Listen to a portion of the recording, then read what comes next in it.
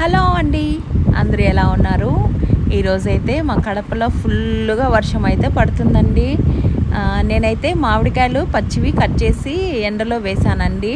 ఈ ఎండ అయితే బాగానే వచ్చిందనమాట. మరి కాసేపటికి ఏంటంటే ఉరుములు మెరుపులతో వర్షం అయితే స్టార్ట్ అయిపోయిందండి. ఇంకేం చేయలేక నేను అవి మంచం మీద అయితే పెట్టేశాను అనమాట.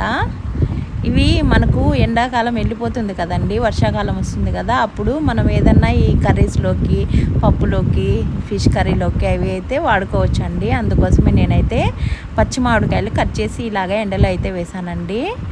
ఇంకా మా హర్షగాడికి వర్షం వచ్చేసరికి చాలా హ్యాపీ అయిపోయిందండి. వర్షంలోనే ఎగురుతున్నాడు, డ్యాన్స్ అయితే వేస్తున్నాడు ఈ మామిడికాయలు అయితే తినేసి.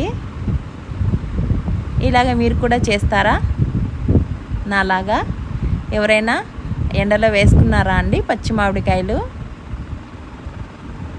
చూడండి మా హర్షగాడు అయితే తినేస్తున్నాడు అనమాట.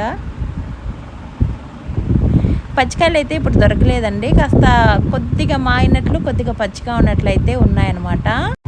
ఎవరికైనా ఇంట్రెస్ట్ ఉంటే ఫుల్ వీడియో చూడాలని మన ఛానల్లోకి వెళ్ళి అయితే చూసేయండి.